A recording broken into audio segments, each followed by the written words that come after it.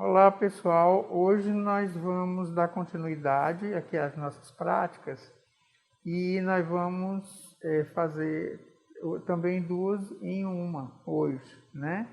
Vocês lembram que anteriormente, quando nós trabalhamos microscopia, nós trabalhamos microscopia 1 e microscopia 2 ao mesmo tempo, porque foi preparo de lâminas a fresco e preparo de lâminas fixadas e coradas a gente fez de uma vez só. Hoje nós vamos falar de morfologia de micro-organismos. Nós estamos tomando como referência as bactérias e os fungos, que são os grupos de micro-organismos mais conhecidos, né? Então é muito importante que dentro da microbiologia você tenha conhecimento, né, de pelo menos esses dois grupos. Muito bem.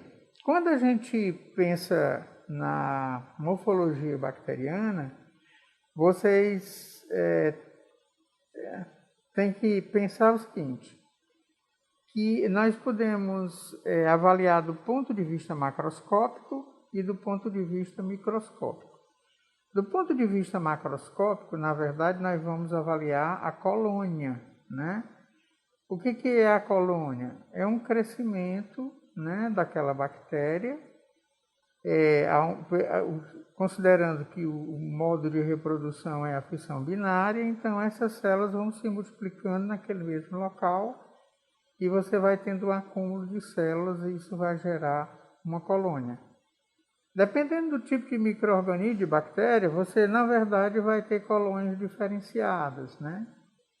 Então, assim, a gente, como não tem condição de transferir a imagem aqui do estereomicroscópio para um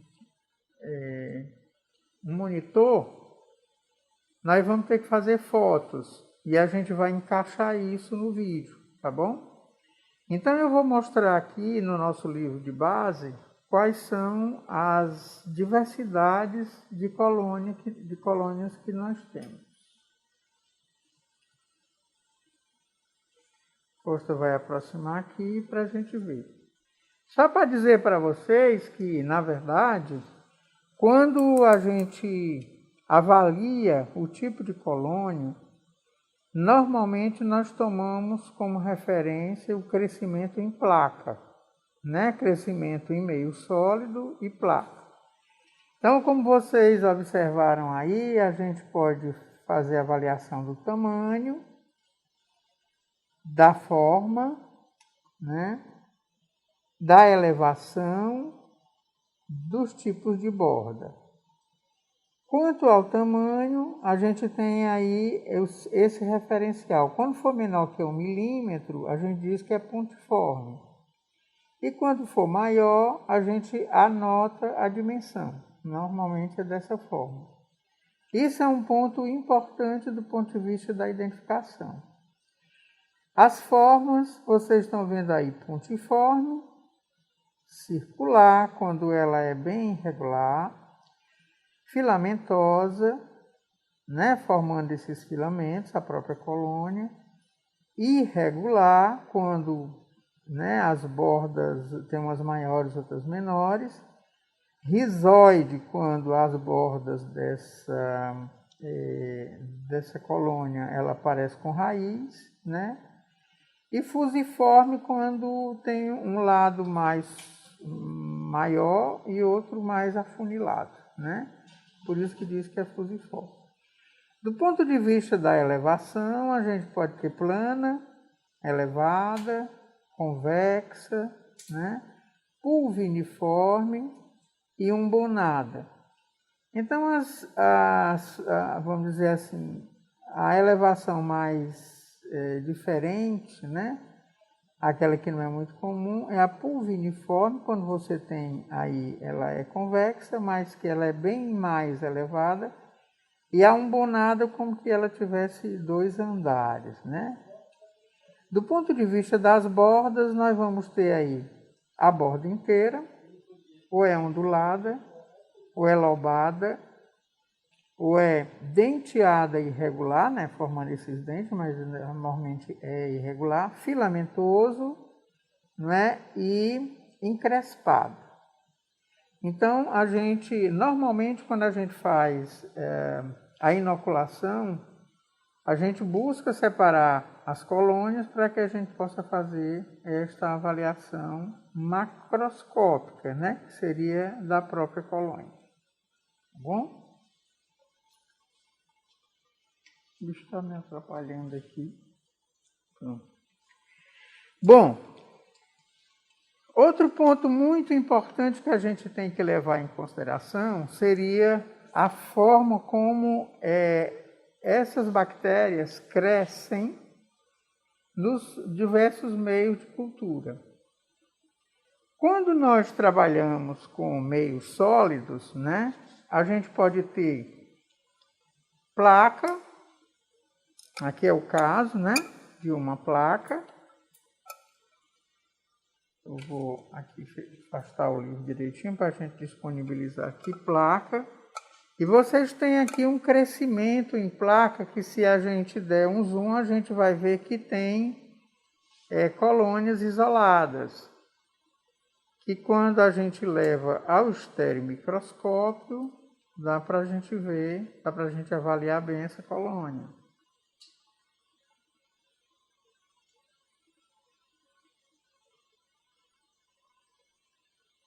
Tá? Então aqui nós temos já um outro tipo de micro-organismo, olha, aqui está bem separado. Pelo que a gente está vendo aí de forma muito por cima, né, sem a foto ainda, né, nós temos aí que as bordas elas são completamente irregulares, né?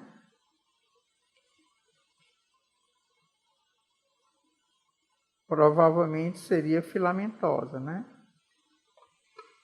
E depois nós temos aqui outro tipo de bactéria, né? Onde você tem a separação aí das colônias, mas elas estão muito pequenininhas. Seria muito importante que vocês vão focar depois na foto que vai ser vista no estereomicroscópio, né? Então, essas formas aqui, como eu disse, estava mostrando para vocês, a gente percebe nas placas, né? Na inoculação em placas. Só para lembrar também a vocês, vejam que aqui nós fizemos uma inoculação por estria em quadrante, né? De modo que nós tivemos crescimento no primeiro quadrante e no segundo. No terceiro e no quarto já não houve crescimento, mas houve separação aqui no quarto quadrante, no segundo quadrante, né? Muito bem. Quando a gente vai fazer o cultivo no meio líquido, né? Isso poderá, aí é quando nós utilizamos os tubos de ensaio. Então aqui nós vamos ter um exemplo aqui do meio líquido, um crescimento em meio líquido.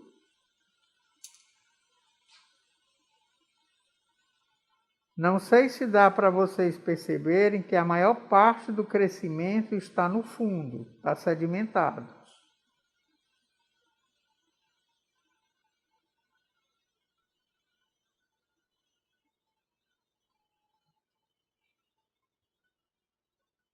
Né? Então, a tendência é que esse micro-organismo, ao invés dele se espalhar, ele foi para o fundo, ele tem uma tendência de ser anaeróbio ou anaeróbio facultativo.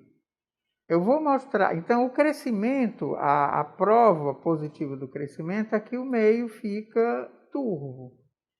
Eu vou dar uma agitada nesse meio para vocês verem como tinha muitas células lá no fundo.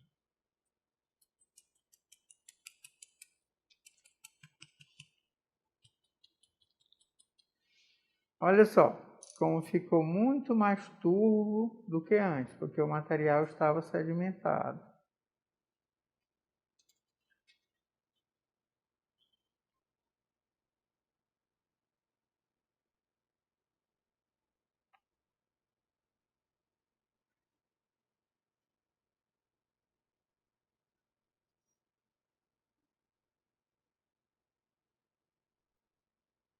tá? Vamos ver outro exemplo. Aqui nós vamos ter outro tipo de... Aqui, ó, também houve crescimento. Então, agora que coisa interessante. Esse aqui também, o crescimento, ele sedimentou. Veja que o crescimento anterior, que também estava sedimentado, o material é completamente diferente desse daqui. Que ele estava finamente dividido. Eu vou mostrar para vocês que aqui ele já está mais aglomerado, né? Então eu vou agitar para vocês verem.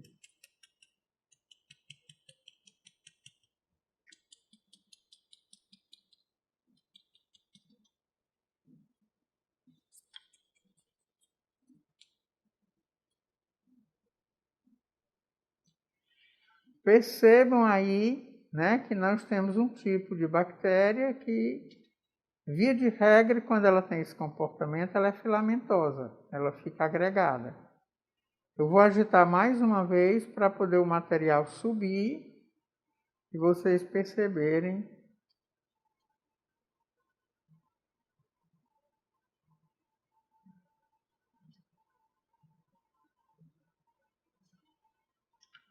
Certo? Olha como modifica, né, o tipo de crescimento. E isso vai depender muito do tamanho da célula, né, e da capacidade que essa célula tem de se aglomerar. Vamos ver um outro exemplo.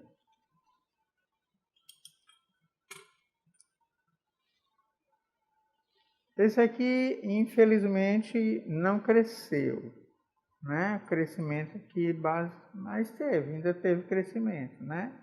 Todos eles com essa tendência de serem anaeróbios ou anaeróbios facultativos, né? Com uma quantidade maior de material sedimentado.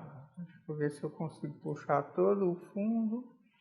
Esse aqui já não vem com facilidade o material para a coluna, exatamente porque assim ele se agrega ainda mais, ele está agregado no fundo do tubo, né?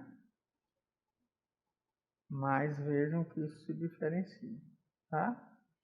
Então, quando a gente avalia o crescimento no meio líquido, a gente vai ver se o crescimento acontece mais na superfície, mais no fundo, ou se ele está distribuído. Normalmente, quando ele está mais na superfície, é como o micro-organismo tende a ser aeróbio, né? Então ele vem para a área que tem mais disponibilidade de oxigênio. Quando ele é anaeróbio estrito, ele fica todo embaixo, e quando ele é anaeróbio facultativo, nós já temos algum material que vai estar distribuído na coluna. Nesses três exemplos que nós vimos, a gente não pode garantir realmente a anaerobiose desses três exemplos, porque o crescimento já está de 2 dias e a tendência é que o micro-organismo cresce. A quantidade de nutriente, às vezes, é insuficiente para que ele continue crescendo e a tendência é que ele sedimente. Tá bom? Vamos lá. Agora nós vamos pensar no meio sólido, né? O meio sólido nós já vimos na placa e agora nós vamos ver o meio sólido no tubo, tá? Então, no tubo, nós podemos ter o micro-organismo sendo inoculado, né, numa coluna de meio solidificado, que a gente chama isso de camada alta, né? Esse tipo de inoculação, se você pensar, a área de inoculação seria só esse disco aqui que se forma lá na superfície. Então não faz sentido eu inocular um micro-organismo nessa superfície. A gente faz essa inoculação por picada. Então o material é retirado com a agulha, né? E ele é feito uma picada que vai da superfície até o fundo. Se vocês observarem esse micro-organismo aqui, ele é aeróbio, ele é mais aeróbio. O crescimento está na superfície. Dá para ver bem aí, Costa? Nessa distância você teria que aproximar mais. A gente não permite. Isso aqui não permite. Pronto, aqui deu para ver mais ou menos. Pronto. Então, aí nós vamos ter um crescimento maior, né? Basicamente quase todo concentrado na superfície.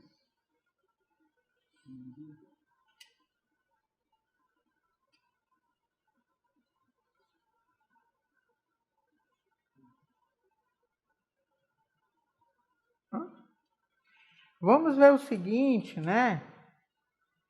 Também um comportamento semelhante, né? Crescido aqui na superfície.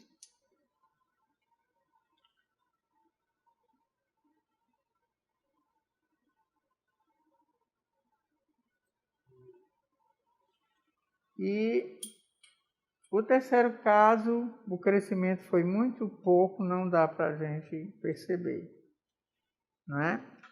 Então, esses meios que a gente faz essa inoculação em picada, ele não é propriamente sólido, é considerado semissólido. O meio considerado sólido é aquele que tem 1,5% de agente solidificante, né, do AGA, ou mais. E quando você tem aí um pouco menos que 1% do agente solidificante, a gente considera isso como semissólido. Esse tipo de inoculação em picada é muito interessante porque a gente vê como é que seria o crescimento do micro-organismo ao longo da picada, né? Isso aqui não percebeu isso muito bem, a gente pode repetir isso mais na frente, nós vamos fazer isso. Quando a gente estiver trabalhando as provas bioquímicas, que na picada, quer dizer, se ele for mais aeróbio, ele cresce mais na superfície. Se ele for anaeróbio, ele vai para o fundo. E se ele for anaeróbio facultativo, ele vai crescer ao longo da picada, né? Outra coisa que a gente percebe nesse tipo de inoculação é a mobilidade. Se ele é móvel, né, ele vai crescer ao longo de toda a coluna. Se ele não é móvel, quer dizer, a coluna, como eu falei, seria ele se espalhar nessa coluna. Se não, se ele for imóvel, ele vai crescer só ao longo da picada, que foram onde ficaram as células quando foi feita a picada. Tá? Muito bem. Uma outra forma também da gente inocular nos meios sólidos é fazer com que o meio sólido fique inclinado. Quando você coloca esse meio sólido no tubo, antes que ele solidifique, você inclina. Isso é interessante porque aumenta a área de inoculação. Tá? Então, aqui foi feita uma inoculação, que vocês possam ver aí nessa superfície, em linha reta. Isso pode ser feito em zigue-zague, né, que seria uma estria, ou então em linha reta. É interessante que a gente vai ver, nesse caso específico, né, a gente vê que o micro-organismo não se limitou ao longo da linha, mas ele se espalhou um pouco mais, né?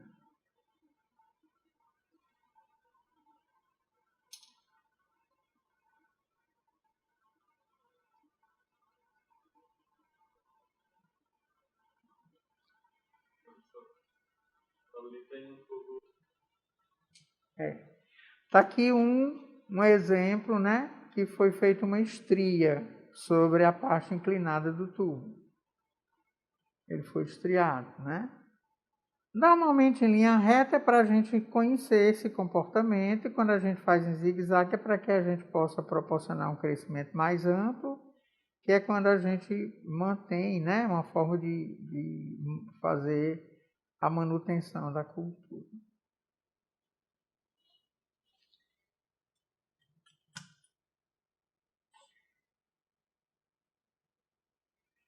Olha, como é interessante, né? A linha fica diferenciada dependendo se daqui é aquele micro-organismo que nós vimos, que ele é mais filamentoso. Olha como é que ele se apresenta aqui na linha reta, né?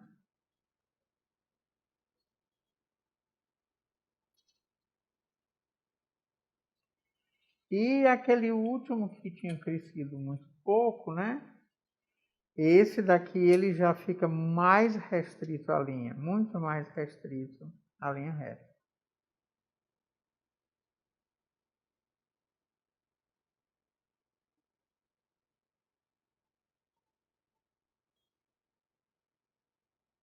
Tá?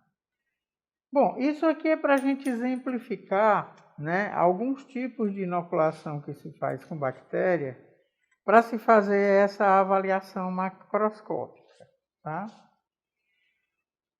A avaliação microscópica, vocês já sabem que é para que a gente possa conhecer melhor as características morfológicas da bactéria.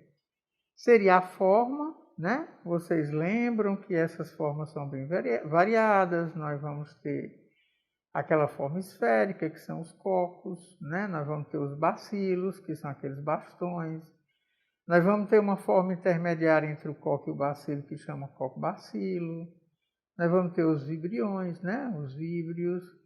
Nós vamos ter os espirilos, né? Que são aqueles que eles se retorcem, entretanto é menos rígido. E as espiroquetas, que são aquelas que formam espiras mesmo, né? Que vai ter os filamentos axiais e tudo. Então, esse é o tipo da avaliação que só pode ser feita ao microscópio, né? E muitas vezes não é possível, como vocês viram na aula passada, não é possível que a gente veja sem a coloração, né? Sem fazer coloração. Pelo menos uma coloração simples, tá? A questão da coloração também, a coloração simples, às vezes cria uma dificuldade porque intracelularmente a gente não consegue perceber nada, nós só vamos ver o contorno da célula, né? Essa é uma das desvantagens, né? Então nós teríamos que fazer campo escuro e contraste de fase para que a gente pudesse ver um pouco mais de detalhe da parte intracelular, tá? Então, além disso, os arranjos, né? Também é no microscópio que a gente vai ver. O Carlos vai fazer uma série de fotos para ir mostrando para vocês desse material que está aqui, né? Ele vai fotografar o tubo, a placa, e depois ele vai fotografar o que ele fez do ponto de vista de microscopia, tá? Para poder mostrar isso aí para vocês. Porque não dá para a gente fazer ao mesmo tempo aqui, tá? Muito bem. Basicamente, aí tem as colorações diferenciais, que nós já vimos a coloração de Gram, né? Que é a principal delas, que divide as bactérias em gram-positivos e gram-negativos. Basicamente, do ponto de vista macroscópico e microscópico, morfologicamente, é isso que a gente vê. Vocês fizeram uma série de seminários, né, para procariontes, e vocês viram que existe uma série de diferenças entre as bactérias, dependendo do grupo que ela faça parte, né? Se a gente considerar aquelas que são as árqueas e aquelas que são bactérias, né? Enquanto que as árqueas nós temos basicamente 3 grupos importantes, 3 filos, né? Que seria o crenarqueota, o euriarqueota e o corarqueota, né? Nós vamos, e no caso das bactérias, nós vamos ter 23 filos, né? Muito bem detalhado isso aí. Se a gente for em busca dessa morfologia, a gente vai ver que tem muita diferença, mas que a gente consegue perceber isso dentro do próprio estudo teórico. Quando a gente tem um interesse mais particular, a gente passa a trabalhar com esse material isolado para fazer as avaliações que forem necessárias. Tá certo? Então, isso aí é o que a gente teria para mostrar para vocês do ponto de vista da morfologia bacteriana. Com relação aos fungos, né? Quando a gente pensar em fungo, nós vamos pensar que existem dois grupos. Existem aqueles que são unicelulares, que são os leveduriformes, e existem os pluricelulares, que são os filamentosos, né? Os fungos leveduriformes, né, não existe uma grande diversidade de formas, né? Então, normalmente, a grande maioria é ovalada, né? Aquela forma ovalada. Mas nós podemos ter esféricas, nós podemos ter um pouco mais alongadas, né? E isso vai depender do tipo de levedura que a gente está trabalhando. Agora, a grande diversidade mesmo, né, porque vai formar uma estrutura própria, são os fungos filamentosos. Como vocês estudaram, os fungos filamentosos existem aqueles que são considerados como fungos perfeitos, que são os que apresentam as duas formas de reprodução, a reprodução sexuada e a reprodução assexuada. E nós temos os fungos imperfeitos, que são aqueles que basicamente se conhece a reprodução assexuada. Então é muito comum a gente trazer para vocês em nível de laboratório mais os fungos se reproduzindo assexuadamente. Porque a condição de reprodução sexuada ela é muito especial. Muitas vezes acontece que a gente coleta um fungo no ambiente que está se reproduzindo sexuadamente, quando chega no laboratório ele começa a se reproduzir assexuadamente, né? Então nós vamos ter aí alguns modelos que são bem interessantes, né? Do ponto de vista morfológico desses que fazem reprodução assexuada. Vocês sabem que a reprodução assexuada de fungos ela pode vir a partir da fragmentação de hifas, né? As hifas, lembram disso, que as hifas são aquelas células alongadas, cilíndricas dos fungos. Esse grupo de células, né, que são chamadas de hifas, vai formar um micélio. Este micélio ele vai se dividir em dois, dependendo da situação vamos dizer assim, de apropriação desse tipo de hifa, né? Existem as hifas de nutrição, que são aquelas que mergulham no meio para tirar os nutrientes. E existem as hifas de reprodução, que são aquelas que se projetam no ambiente aéreo, tá?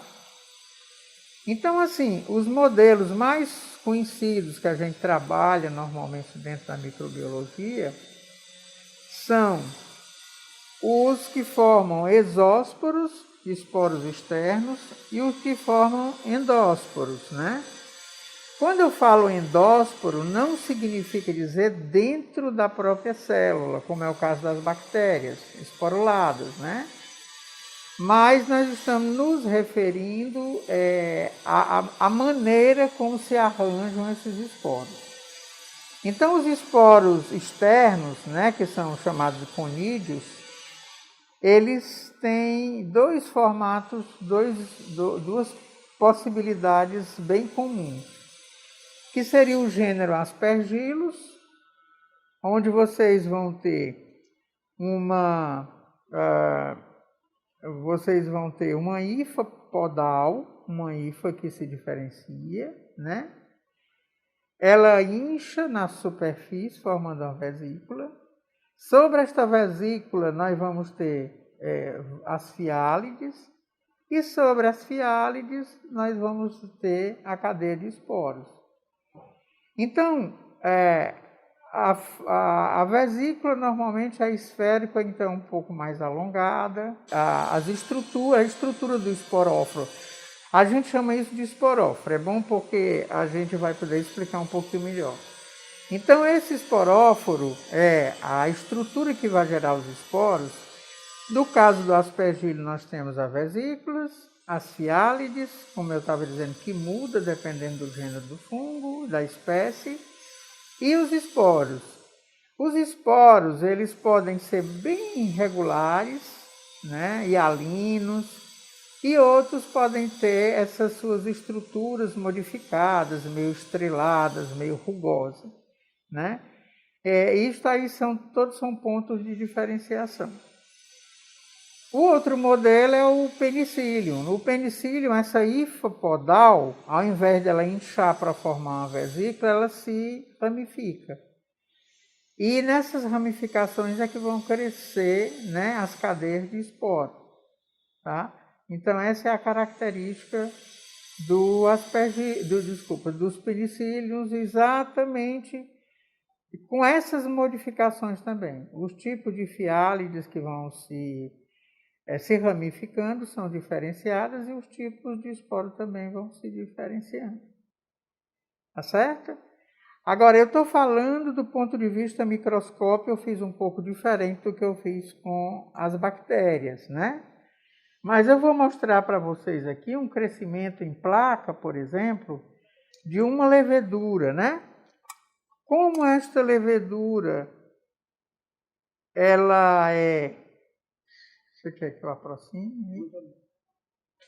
Então, como esta levedura, ela é unicelular, aqui nós vamos ter essa formação de colônias, que são normalmente colônias maiores do que de bactérias, são mais brilhantes, muitas vezes mais coloridas. Nesse caso aqui, que tem esse pigmento aí alaranjado, né? O tipo salmão, é um tipo de levedura, né? Um gênero de levedura chamado Rhodotórula. Então, as rodotórulas, elas normalmente são assim coloridas.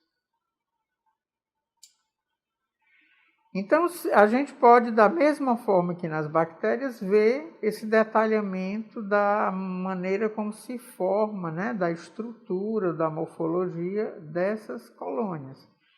É a chamada avaliação macroscópica ou da macrocolônia. Tá? Crescimento de leveduriformes é mais lento, porque são unicelulares, né?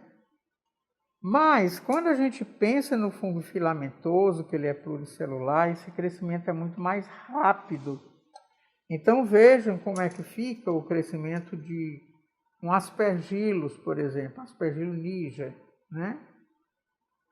Em que ele tem os esporos pretos.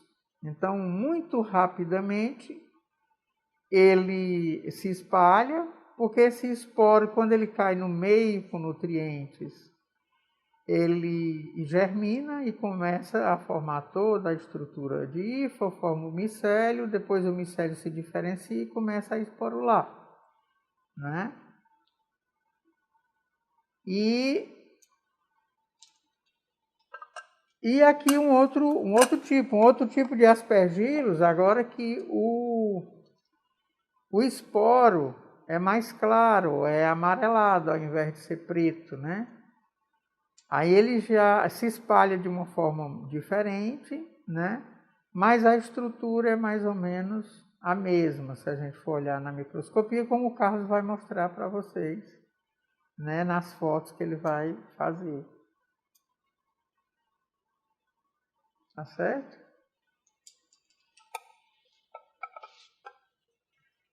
No tubo, né? A gente pode fazer este crescimento em meio líquido também. No meio líquido ele tende muito a se aglomerar pelo fato de que forma essas hifas, esses esporos. Aqui uma levedura, como é unicelular, ela cresce mais facilmente, aqui no agar inclinado, né? Então, lá no meio líquido ela turvaria o meio, daria essa cor mais parecida com esse pigmento que ela produz. E aqui ela cresceu de forma mais homogênea, né? No agar inclinado.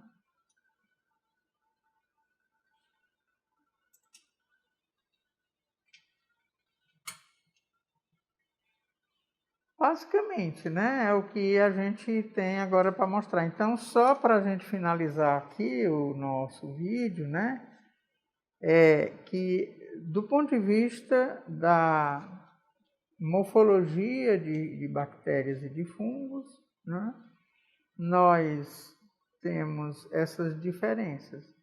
As bactérias com características muito específicas, tanto do ponto de vista macroscópico quanto microscópico, e os fungos também, só que tem uma diferença ainda maior, porque nós temos dois grupos muito bem diferenciados, os fungos leveduriformes e os fungos filamentosos. Os primeiros crescem mais lentamente porque são unicelulares, e os filamentosos crescem mais rápido pelo fato de serem pluricelulares. É tanto que quando a gente faz a inoculação de leveduras e de fungos filamentosos ao mesmo tempo, a gente faz essas incubações em temperaturas diferentes para sustentar um pouco mais a velocidade de crescimento do fungo filamentoso para poder dar condição de crescimento da levedura. Tá bom, gente? Então, agora a gente vai fazer todas as fotos para poder encaixar no vídeo e complementar essas explicações.